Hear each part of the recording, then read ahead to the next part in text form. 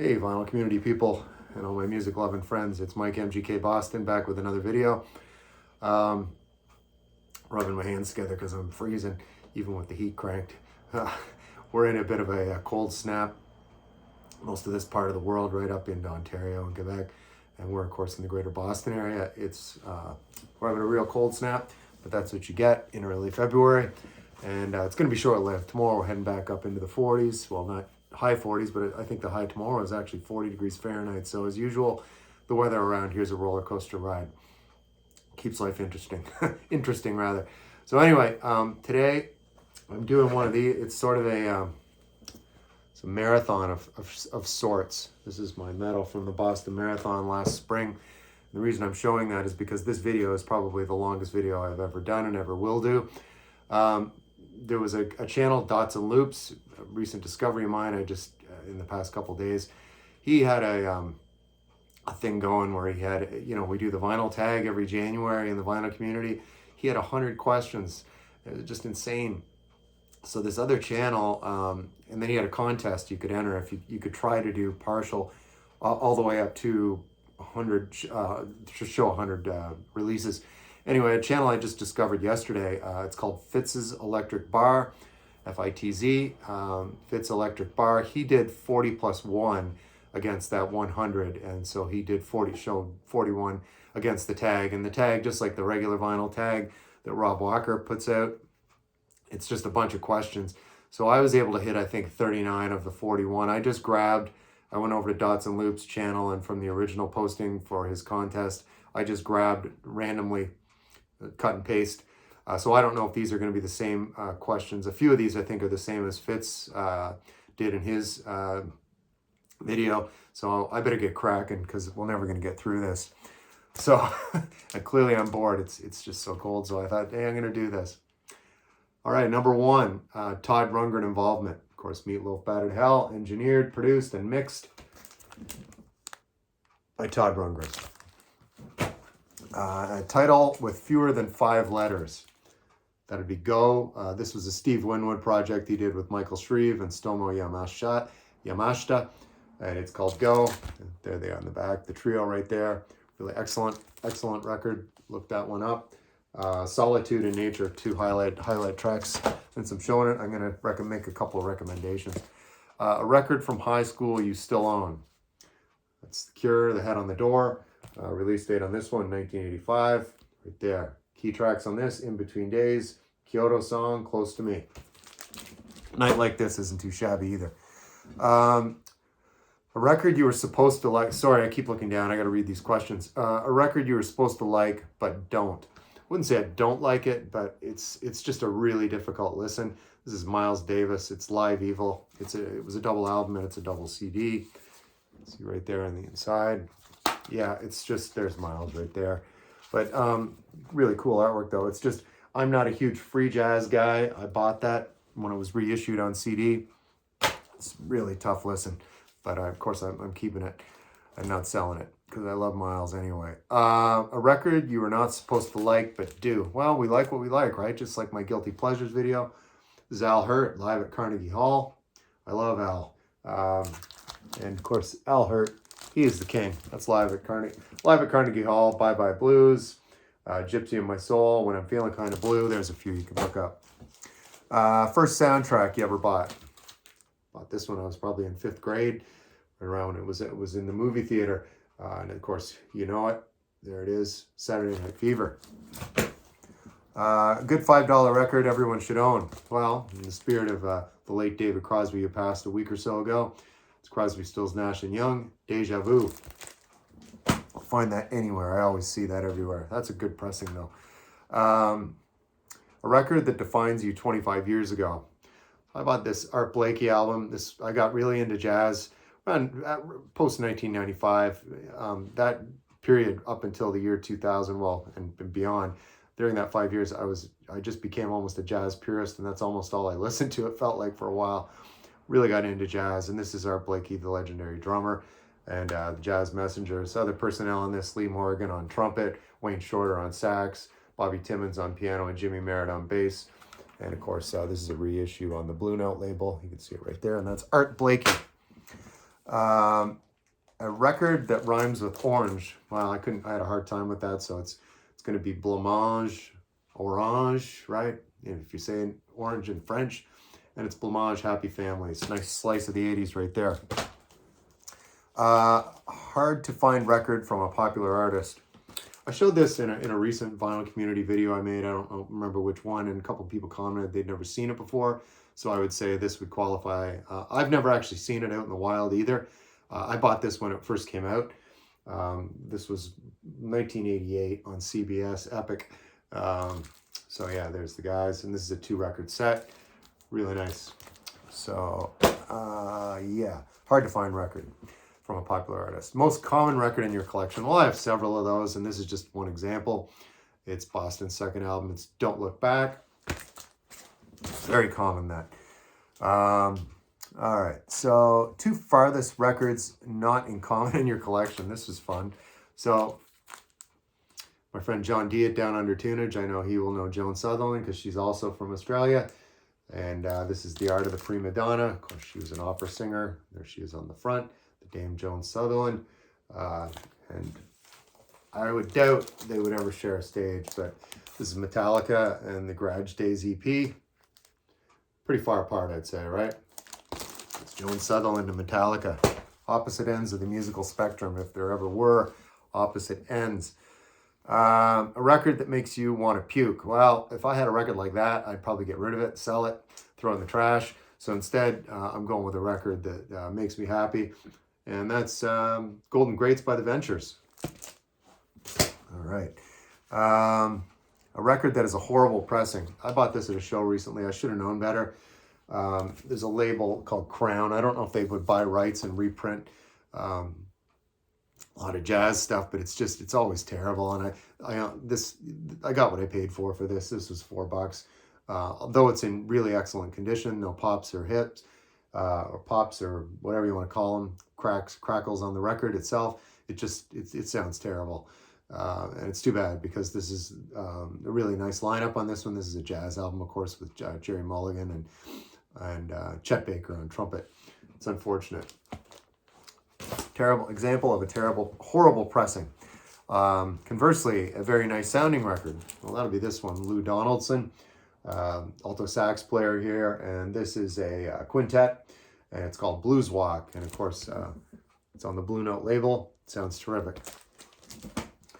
Let's see, where are we here? Best Inner Sleeve. Well, I was listening to this one last weekend. This is another one. Original, I bought this back in middle school when it came out. So you got the cool spaceship. That's a gatefold inner. And by inner sleeve, I assumed the question meant from Dots and Loops meant liner notes or whatever. But I have the original poster here for from Out of the Blue, and there's the whole lineup. Of course, on the top you see Jeff Lynne.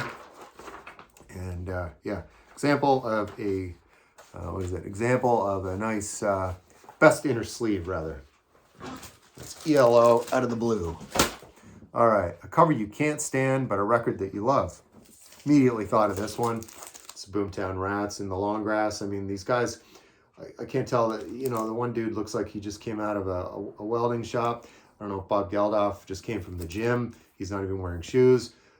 It's just really bizarre, but it's a really great record. A Hold of Me and Drag Me Down are two of the key cuts on that one. A record that is too long, but has some good songs. This is a concept album, so they couldn't cut anything out of this one.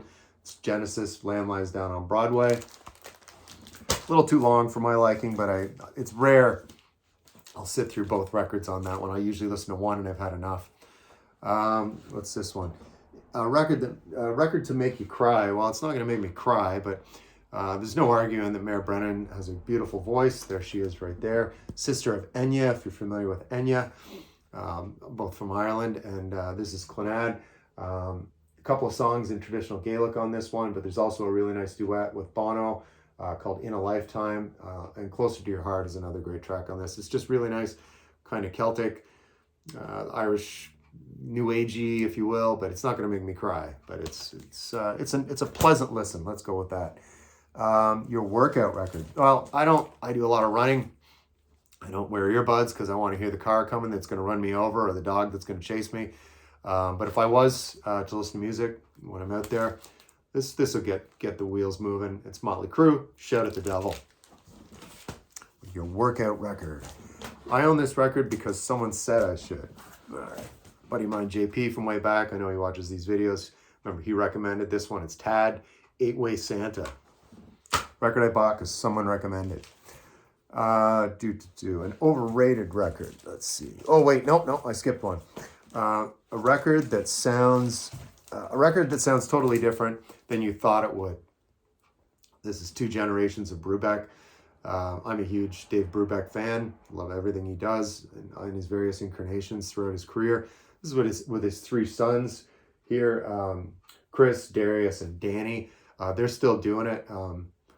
I forget if they call it Brothers Brubeck, but they're still around touring around the world.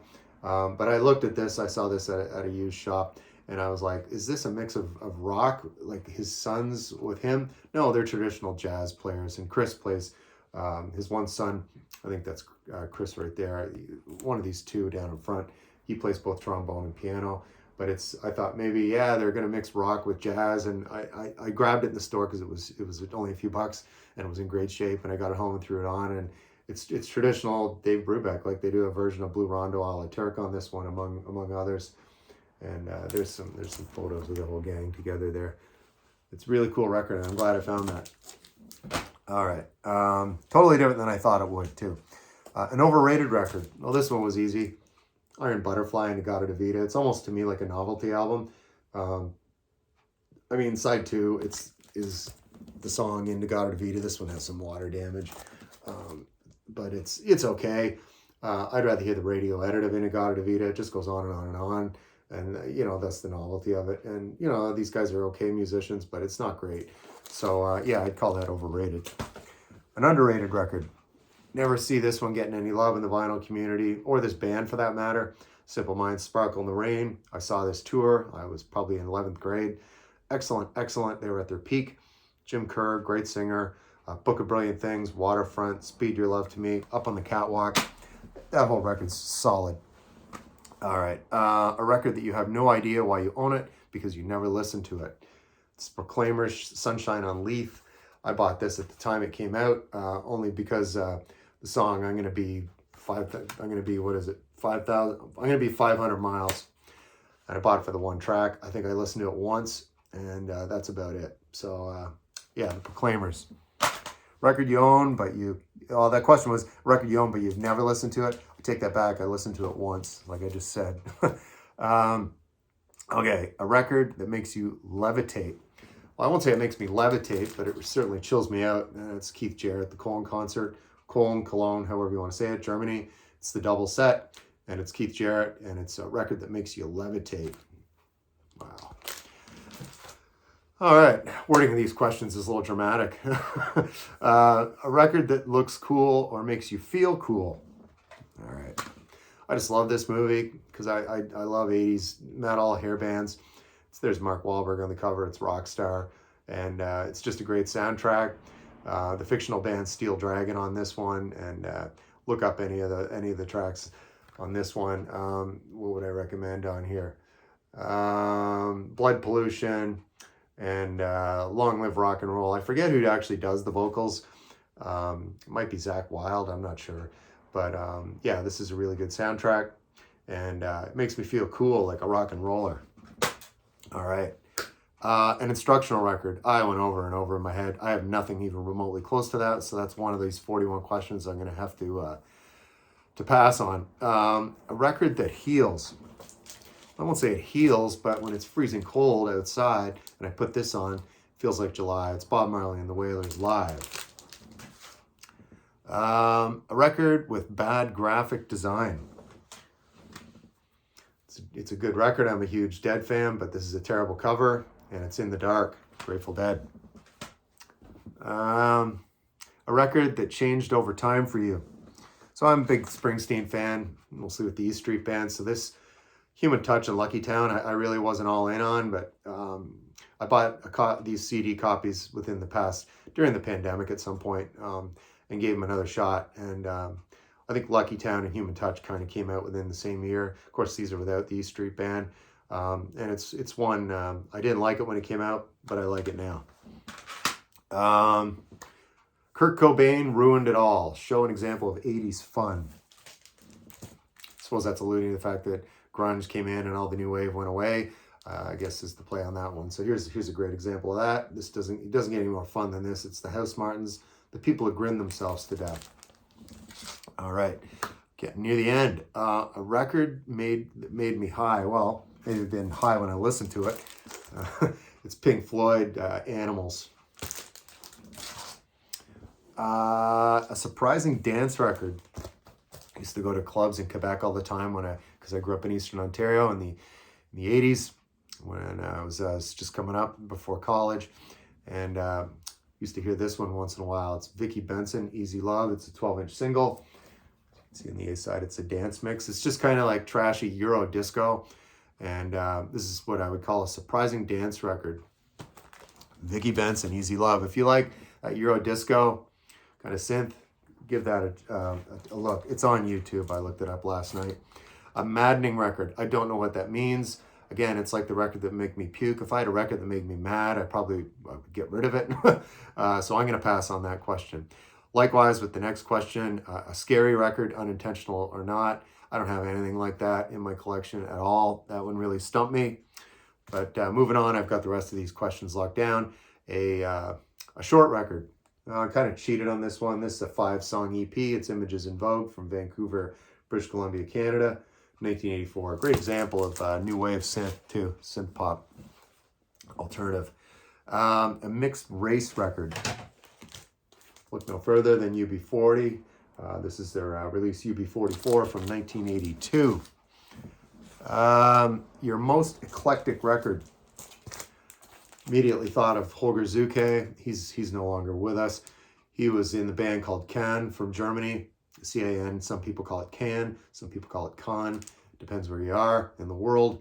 Der Osten ist rot, translated from German, means the East is red. This is really experimental, avant-garde, if you will. It's really far out, but it does have a couple of funny moments on it. The photo song is probably and Benkel Rap 82 is really interesting too. Talk about eclectic. This is eclectic. Holger Zuke, Der Osten ist rot. And finally, actually this is not my longest video. I held myself back, and I'm such a chatterbox, but I'm coming in at my usual. I'm around just under 20 minutes here. So finally, question 41, a record with no guitar. Again, with Dave Brubeck and his old colleague, Paul Desmond, from the original Dave Brubeck Quartet. Of course, Paul Desmond on saxophone and Dave Brubeck on piano. So this is just the two of them doing their thing, and it's great. You want an example on here of a good track to look up? They do a nice version of These Foolish Things, and it's Brubeck and Desmond. So that'll conclude this 40+1 from the original Dots and Loops. I know I'm too late for the contest. I get that. But again, I was just kind of bored, and I thought this would be fun to do, and it was. So check out Fitz's Electric Bar. His channel, he did a really great video, an entry for this one. Again, 40+1 is what he did. And also check out Dots and Loops channel. He initiated the original 100 question vinyl tag. That's a real marathon, folks. But anyway, enjoy the rest of your weekend wherever you are. If you're up here in the Northeast freezing like I am, stay warm. And I'll see you next time.